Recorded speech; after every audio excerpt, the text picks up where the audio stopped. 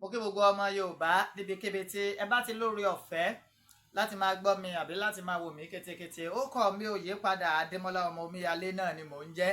Ẹ rí i pé láyà ọ̀sán tí mo bọ́ ta wípé ìyá wa yóò sì yẹ ẹlẹ́sìn rìn. Mo dúpẹ́ Abíọ́lá Onitiri wípé ẹni tó yẹ kéèyàn lẹ̀ ló kò parí. Ọ̀pọ̀ àwọn èèyàn wọ́n bẹ̀rẹ̀ sí ní mẹ́sẹ̀jì mi pẹ̀lú èpè, wọ́n ń ṣe gbá wọ́n ń ṣàwo torí pé ó ti kó àwọn kan jọ tí wọ́n ń ṣe àwọn nǹkan tí ò yẹ kí wọ́n ṣe. But àwa ò ní wo sáìdì bẹ̀bọ̀ á sọ̀rọ̀ bó ti yẹ kọ́rọ̀ orí àti bó ti yẹ kó lọ. Ṣáájú ohun gbogbo kí Olúwa kó bùkún mi, kó bùkún yín, kó bùkún gbogbo ọmọ Yorùbá pátápátá nílé lóko àti ní ẹ̀yìn odi. Mo ṣèbá Ọlọ́run ọba tó dá mi, tó dá yín, tó dá gbogbo wa, tó mọ̀dé pàtàkì tí dá wa wá sílé ayé. Ìdí tó Ọlọ́run fi dá wa wá sílé ayé lágbára lọ́wọ́ Ọlọ́run. Ìdí dáadáa ni a sì rí dáadáa náà ṣe.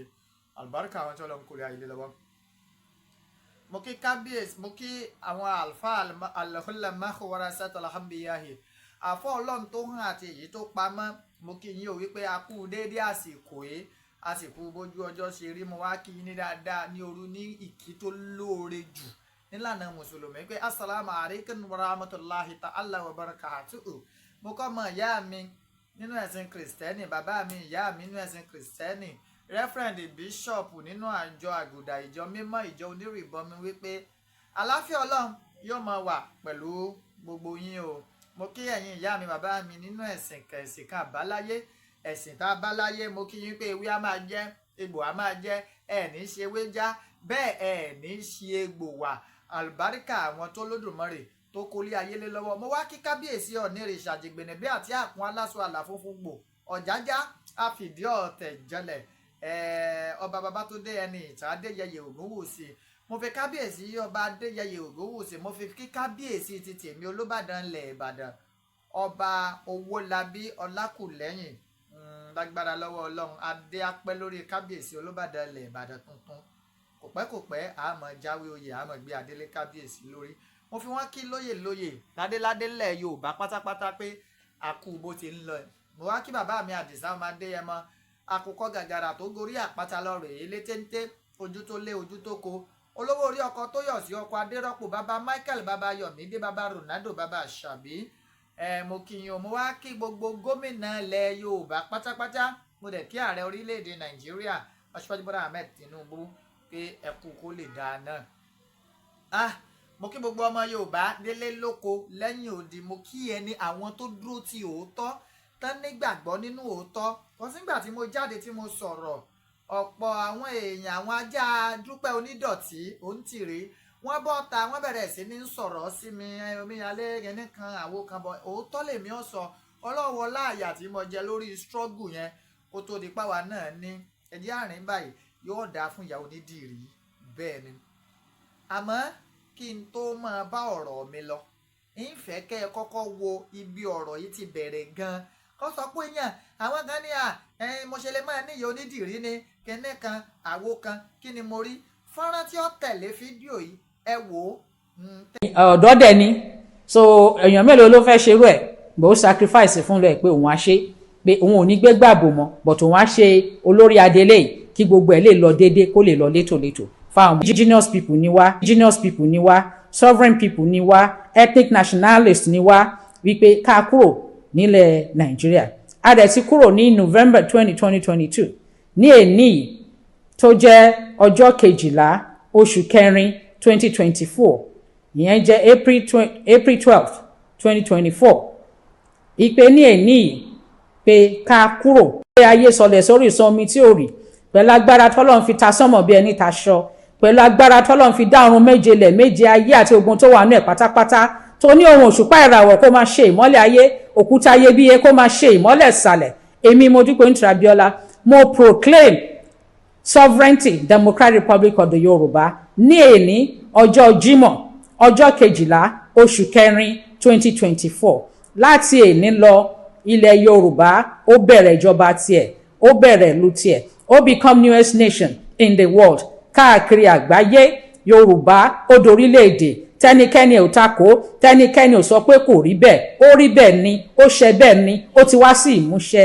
Àṣẹ tọ́lọ́run fi dá ogun tó dá, tó ní kó máa bẹ ó sì ń bẹ. Àṣẹ náà ọmọ Yorùbá ní èní Democratic Republic of the Yorùbá ó bẹ̀rẹ̀ ìjọba adélé ó ní sovereignty ẹ̀ ó bẹ̀rẹ̀ agbára ìjọba ẹ̀ láti èní lọ. Èmi Modúpẹ́ Onítìrí Abíọ́lá mo tún sọ lẹ́ẹ̀kan sí ọmọ Yorùbá indigenous Yorùbá descent ni mí ọmọ Yorùbá ni mí opó olóògbé MKO Abíọ́lá ni mí ọmọ Onítìrí Èkó ni mí pẹ̀lú àtìlẹ́yìn Ọlọ́run pẹ̀lú agbára tọ́lọ́run fi ń jẹ́ èmi ni pẹ̀lú agbára tọ́lọ́run fi ń jẹ́ àìkú pẹ̀lú agbára tọ́lọ́run fi ń jẹ́ àìrí pẹ̀lú agbára tọ́lọ́run fi ń jẹ́ àìní ìpẹ̀kun pẹ̀lú agbára tọ́lọ́run fi ń jẹ́ àìní òpin pẹ̀lú agbára ìyìn ògo ọlá Ọlọ́run ní èní yìí mo proclaim ilẹ̀ Yorùbá mo issue proclamation notification publication annunciation pronunciation sovereignty Democratic Republic of the Yorùbá láti èní lọ Democratic Republic of the Yorùbá ó di nation ó ní sovereignty ẹ̀ ó bẹ̀rẹ̀ sí ṣe ìjọba ẹ̀ láti èní lọ bẹ́ẹ̀ ló ṣe rí o kò yí padà.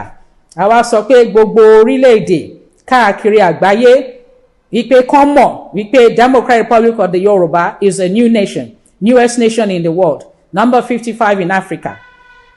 Àwa indigenous people mo kí wa pé a kú oríire ọjọ́ òní nítorí Ọlọ́run ṣàánú fún wa torí Ọlọ́run àánú ẹ̀ dúró títí nínú ayé wa àárẹ̀ àánú gbà. A ṣe declaration níjọ́ Sunday November 20 2022 a ṣe reclamation níjọ́ Sunday December 18 2022 pẹ̀lú àtìlẹ́yìn Ọlọ́run pẹ̀lú àánú Ọlọ́run pẹ̀lú ìjẹ́kan Ọlọ́run a ṣe proclamation ní èní Friday April 12 2024 pẹ̀lú àtìlẹ́yìn Ọlọ́run ó ti wá sí ìmúṣẹ o ìjọba délé ti bẹ̀rẹ̀ kò sí tó yí padà mọ́ ọmọ Yorùbá ò bójú wẹ̀yìn mọ́ wájú ni òkè òkè là ń lọ lórí ilẹ̀ alàyè yìí pẹ̀lú àtìlẹ́yìn Ọlọ́run àti ní sovereignty wa àti bẹ̀rẹ̀ ìjọba wa Ọlọ́run ti ṣàánú fún wa àti rí àánú gbà. Mo congratulate gbogbo ọmọ Yorùbá o gbogbo indigenous Yorùbá people pátápátá IYP ti Democratic Republic of the Yorùbá mo kí wa a kú oríire Ọlọ́run ṣàánú fún wa àárẹ àánú gbà ká máa ran Ọlọ́run nígbà gbogbo ká máa fọpẹ́ ká máa fìyìn fọ́lọ́run gbogbo ìgbà tá a bá ti ń rí àwọn nǹkan tó dáa tọ́lọ́run ṣe fún wa ẹ jẹ́ ká máa yin Ọlọ́run ká máa fọpẹ́ fún Ọlọ́run ní gbogbo ìgbà ṣẹlá ọmọ Yorùbá IYP àǹfààní tó pọ̀ gan-an a máa bẹ̀rẹ̀ sí rí ní kíákíá oríṣiríṣi oore nǹkan tó dáa. Lákọ̀ọ́kọ́ àwọn nǹkan kan wà tó yẹ pé tí àwọn ọmọ IYP tán bá gbé wọ ilẹ̀ Yorùbá duty free ni o gbogbo ẹ̀ la ṣe máa ṣàlàyé gbogbo bá ọmọ Yorùbá ṣe máa rí owó láti fi ṣe business láti fi ṣoko gbogbo ẹ̀ la ṣe máa ṣàlàyé gbogbo oore tó pọ̀ ó ń bọ̀ fáwọn ọmọ Yorùbá torí a ti ní control over resources wa a ti ní control over destiny wa pẹ̀lú àtìlẹ́yìn Ọlọ́run a pé gbogbo ìlú lágbàáyé kí wọ́n mọ̀ wípé Yorùbá ó ti di Democratic Republic of the Yorùbá the newest nation in the world àti dorílẹ̀-èdè o so long live IYP long live DIY Democratic Republic of the Yorùbá kọ́lọ́run kó bless kọ́lọ́run kó ṣàánú orílẹ̀-èdè Yorùbá tiwantiwa God bless Democratic Republic of the Yorùbá God bless indigenous Yorùbá people ẹ ṣé mo dúpẹ́ thank you God bless. ẹ bá wò tán àwa tún ṣàlàyé lórí ẹ̀ nígbà tí ẹ bá wò tán ẹlẹ́ẹ̀kejì tó tún dàbí rẹ̀ ìgbà tí ọ̀pọ̀ èèyàn tí wọ́n tún níyẹn kinní kan àwo kan tó ṣẹlẹ̀ lénìí ní secretariat ńlẹ̀ Ìbàdàn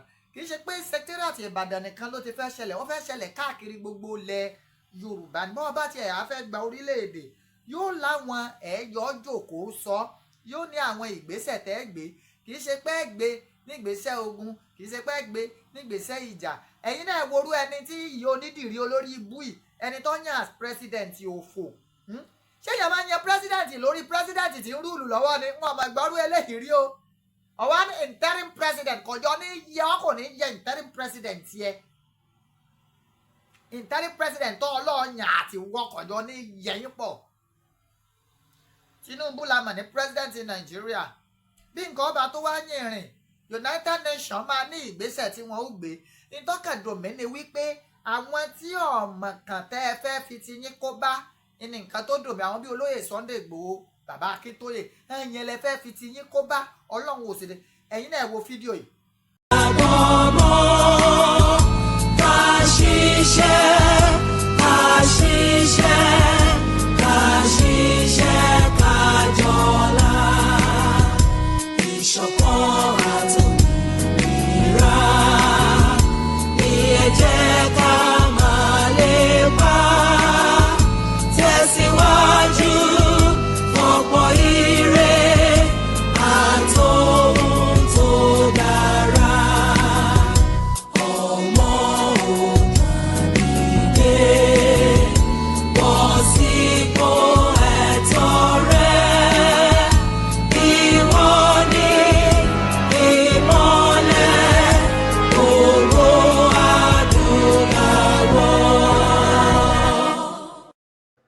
àkókò tó wà yìí láti ṣe ìbúra fún olórí ìjọba adelé ti orílẹ̀-èdè olómìnira tiwantiwa ti Yorùbá. Èmi Mobọ́lájí Ọláwálé Akínọlá Ọmọkọrẹ fi tọkàntọkàn ṣèlérí jẹ́jẹ́ dá májẹ̀mú pẹ̀lú orúkọ Ọlọ́run alágbára wípé èmi yóò sin àwọn ojúlówó ọmọ Yorùbá ti orílẹ̀-èdè Yorùbá olómìnira nípa lílo àwọn agbára olórí ìjọba adelé ti orílẹ̀-èdè Yorùbá olómìnira tiwantiwa. Èmi yóò olóòótọ́ sí orílẹ̀-èdè Yorùbá olómìnira tiwantiwa àti àwọn ojúlówó ọmọ Yorùbá lápapọ̀. Èmi yóò sì fi tọkàntọkàn ṣe àwọn iṣẹ́ àti ojúṣe ẹ̀tọ́ àwọn ojúlówó ọmọ Yorùbá lápapọ̀ ni yóò máa jẹ́ ìtọ̀nà sí ìṣiṣẹ́ mi àti ìṣe mi. Yorùbá ni àkọ́kọ́. Èmi yóò jẹ́ olódodo sí àwọn àgbékalẹ̀ mímọ́. Ètò ìṣèjọba ti orílẹ̀-èdè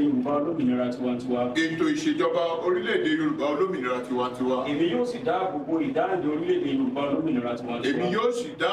ìdáǹdè orílẹ̀-èdè Yorùbá olómìnira tiwantiwa. Òmìnira rẹ̀ àti àwọn agbègbè rẹ̀.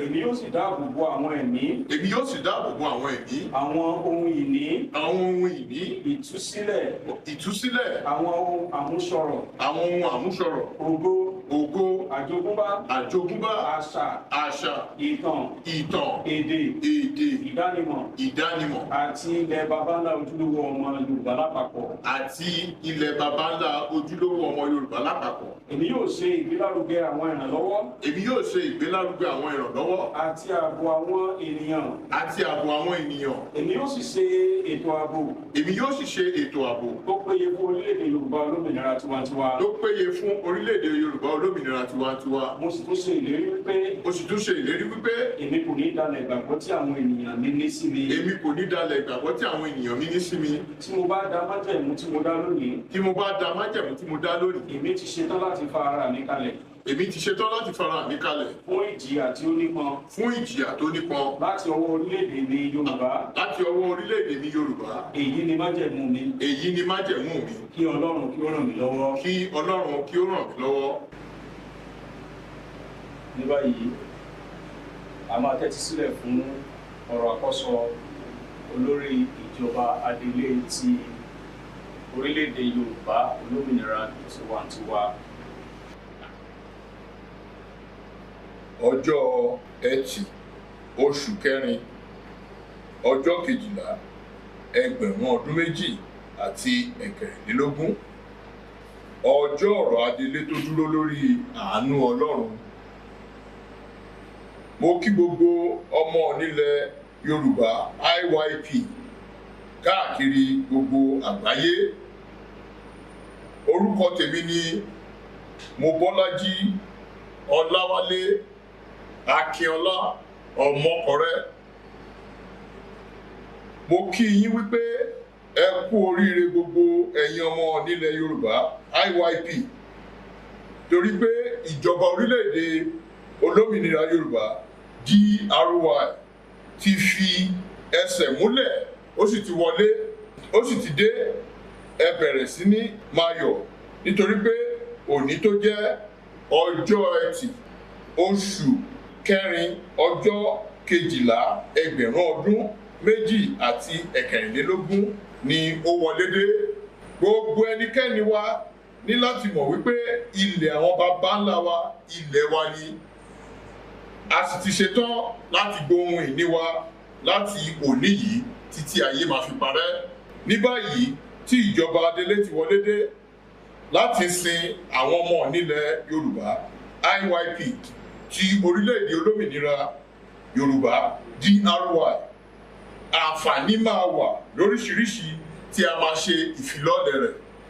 Àsìkò wa ti tó láti máa bẹ̀rẹ̀ sí ní jẹ̀gbádùn ìbùkún tabua, àlùmọ́nì ohun èlò ilẹ̀, ọrọ̀ àdáyébá àti àwọn òṣìṣẹ́ onímọ̀ ènìyàn tí Ọlọ́run alágbára jùlọ fi bùkún wa lọ́pọ̀ yanturu lórí ilẹ̀ àwọn baba ńlá wa.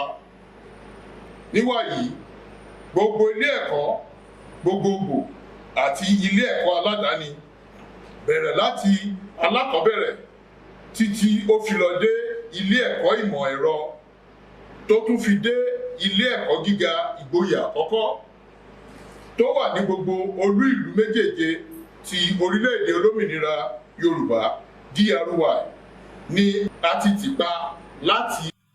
Ẹ wo bí wọ́n ṣe ṣèbúra pírẹsidẹ́ǹtì wọn, ẹ wo wọ́n ṣèbúra pírẹsidẹ́ǹtì wọn. Mo rò pé ẹ ti rí bí wọ́n ṣe ṣe ìbúra pírẹsidẹ́ǹtì yẹn báwọn. Lẹ́yìn náà ni wọ́n wá sóye pàǹpá láti mórílé ilé ìjọba. Ẹ wá wọ kámò tó jọ ti Nigerian Navy táwọn tí ń bẹ lẹ́nu géètì secretariat náà fi bọ̀wọ̀ fún yín bí bóyá Navy lọ́kàn wá ṣàyẹ̀wò sí secretariat. Ẹ wá débẹ̀ tán, ẹ wá bẹ̀rẹ̀ sí ní ṣe ẹ lọ fa àsíá orílẹ̀-èdè Nàìjíríà ẹ fà wálẹ̀, ẹ wá notice nípínlẹ̀ Ọ̀yọ́ tí a ń hàn yín, nípínlẹ̀ Ọ̀yọ́ ẹ wo fídíò náà ẹ tún wò ó. Mo rò pé ẹ ti rí fídíò yẹn. Só yẹ kó rí bẹ́ẹ̀ ni, só yẹ kó rí bẹ́ẹ̀. Ẹ bẹ̀rẹ̀ sí ní ṣe yánmọ́ èyí lè gba orílẹ̀-èdè sí bí wọ́n ṣe ń ṣe nìyẹn. Àní ṣàdúrà, àní ṣépè, àmẹ́nu wa ò ní gbòfo lórí ìyá Onítìrí. Mo wá rọ̀ jábá Nàìjíríà lábẹ́ Aṣíwájú Bọ́lá Ahmed Tinubu. Ẹni tá a fi ṣe interim president yẹn rí pé ẹ wà kàn, ẹ yẹgi fún un ní bẹ́ẹ̀ bá ti mú. Ìyá Onítìrí fúnra ara ẹ̀, ẹ jẹ́ wọ́n yẹgi fún tàbí kẹ́ ẹ jọ́ fẹ̀yìn tàgbà kẹ́ ẹ sì pa straight kí n ti rún ọ̀tán lẹ̀ because ìdìtẹ̀ gba ìjọba ní tí wọ́n ṣe yìí. Ìdìtẹ̀ ìfipá gba ìjọba ẹ ṣe máa declare orílẹ̀-èdè lábẹ́ orílẹ̀-èdè tó wà independent. Nígbà mo sọ wípé gbogbo àwọn tó ń ṣe ẹ̀yin náà ẹ ti wo fídíò yẹn. Nígbà mo ní gbogbo àwọn tó ń ṣe kíní yẹn kó yẹ kí á fẹ̀yìn wọn tàgbà kán dẹ̀ fàyà gbogbo wọn ni. Ẹ̀yin náà ẹ wò ó, ẹ wá dúró àdá, ẹ wò bán, ẹ wo gbogbo ẹ wo oògùn tẹ́ ẹ dè mọ́ra torí pé kí tó ẹ pé ọ̀nà ẹ̀tọ́ lẹ́gbàá èwo làbúrò ṣẹ̀ṣẹ̀ kádà kó bán kó gbogbo ẹ̀. Ṣèbá kàdé sàdédé àtìlẹ́yìn yẹn sọ́láńsì o gọ́vnà Abíọ́dún Olúwaṣèyí Mákindé ẹ dákun ẹ yẹ̀bá ẹ fẹ́ gbàjọba o. Tó bá ṣe pé lóòótọ́ ni tọ́lọ́mbá fún yín ṣe bí mo oníwà tútù ni gọ́vnà Abíọ́dún Olúwaṣèyí Mákindé yóò ra yẹ̀bá fún yín bí akéré ibú yẹn yẹ wá ṣe ń tẹ́ fẹ́ ṣe. Ẹ wá so gbogbo ẹ̀ mọ́ra torí pé ìyá Onítìrí Ọlọ́run ò ní fire fún ọ o. Torí ìdí nìyẹn nígbà táwọn èèyàn bẹ̀rẹ̀ sí ní wí katakata ló jẹ́ ní ẹ wo gbogbo àwọn fídíòs yẹn kẹ́ ẹ lè mọ ibi tí ọ̀rọ̀ ti ń wọ́ bọ̀ látòrí speech tí ìyá Onítìrí fi declare ẹ̀sọ́fẹ́ntì àbí nǹkan sálà àwọn èèbó lóríṣiríṣi àtòrí president eré ibú tí ó ń yàn tẹ́ ẹ ti rí báyẹn. Ẹ dákun ìdájọ́ wo lẹ rò pé ìjọba Nàìjíríà gbọ́dọ̀ ṣe fún àtàn mú? Ìdájọ́ tèmi níwòye tèmi ẹ yẹgi fún wọn. Ìdìtẹ̀gbàjọba ni that is coup. Ẹ tó wá wọ kámò ta ló authorize yín láti wọ kámò ń bolẹ̀ ti rí kámò. Mo kí gbogbo ọmọ Yorùbá nílé lóko lẹ́yìn odi lẹ́ẹ̀kan sí wípé Ọlọ́run ọba ò ní jẹ́ ká ṣí nọ́mbà mú àti ṣí nọ́mbà mú already because ìṣe tí Dúpẹ́ Onídọ̀tí tó ti ọkọ rẹ̀ Mọ̀ṣúdì Káṣímọ̀wò Abíọ́lá tẹ́ dẹ́wọ̀n tẹ́ débi pé wọ́n gbẹ̀mí ẹ̀ iná ní í ṣe fúnra Yorùbá àmọ́ Ọlọ́run ò ní gbà fún. Àwa ń ṣe ta Aṣíwájú Bọ́lá Ahmed Tinubu, Ọlọ́run Aṣíwájú Bọ́lá Ahmed Tinubu. Ẹnjìníà Ṣèyí Mákindé ó kù sọ́wọ́ yín o. Mo kàn ní fẹ́ kẹ́ ẹ mọ̀ wípé olóyè Sunday Adisa ọmọ Adéyẹmọ kò lọ́wọ́ sí gbogbo nǹkan tó ń ṣe, kò mọ nǹkan kan. Olóyè Sunday Igboho lè bájọba jà o, kí ló ní tí èbájọba jà? Ẹ dákun gbogbo ọmọ Yorùbá ẹ jẹ́ àfetílédè ká mọ̀ retí nǹkan tó tún kù tí ó ṣẹlẹ̀. Ẹ sá ti wo fídíò ìjọba Adélé àti títà bá délé gbogbo ẹ̀yin tẹ́ ẹ sì ń pọ́ǹpù owó fún yòó ń dọ̀tí gbogbo yín wọ́n àrẹ́sì pátápátá tí ò ní kù kan. mo sọ yìí mo dúró ná mo kàn ní sáré fún yín lọ́pdẹ̀tì lórí àwọn fídíòs yẹn ni torí àsọjù ọ̀rọ̀ ní díjà alẹ̀ lágbára lọ́wọ́ ọlọ́ gọ́dọ̀ Ṣèyí Mákindé mo mọ̀ ọ́ lákíkanjú apàṣẹ ní ọ́ èé ṣe asọ̀rọ̀ lóòótọ́ ló láàánú lójúbọ lórí eléyìí kò sọ̀rọ̀ àánú o pẹ̀lú gbogbo rẹ̀ bí ẹ bá gómìnà gan sẹkítírìàtì wọ́n yìnbọn lu gómìnà torí náà nǹkan ẹ lọ yẹgi fún gbogbo wọn àti yóńdọ̀ tí ẹ declare wọ́n tẹ̀ èyí tó fi ṣe interim president tí ó bá sí Nàìjíríà jẹ́ tí ń tápò gbé ẹ jẹ́ ká gbé àwọn tẹ́ ẹ mú yẹn mọ bí Onitiri wà wọ́n mọ bí interim president tí wọ́n wà ẹ̀yìn májì irú obìnrin yẹn náà kábíyèsí Ọlọ́run obìnrin èèyàn kan ni ó sì fẹ́rù èèyàn ò sí lè ṣe yóò ní struggle nìyẹn àbí kíni. How will a well educated person tó máa carry out irú nǹkan báyẹn ìyá Onitiri tó yẹ pé lóòótọ́ lọ́kàwé sẹ́yìn ó ṣe irú tó ṣe yẹn ẹ̀yin onídọ̀tí olóòórùn gbogbo alábẹ́ jóná ó mà ṣe o ẹ wo ojú tẹ́ fi ń wò mí ò ní fọ́ etí tẹ́ ti ń wò mí ò ní di èmi ní máa wá o ẹ̀yin náà ní sì máa bá ó dàbọ̀.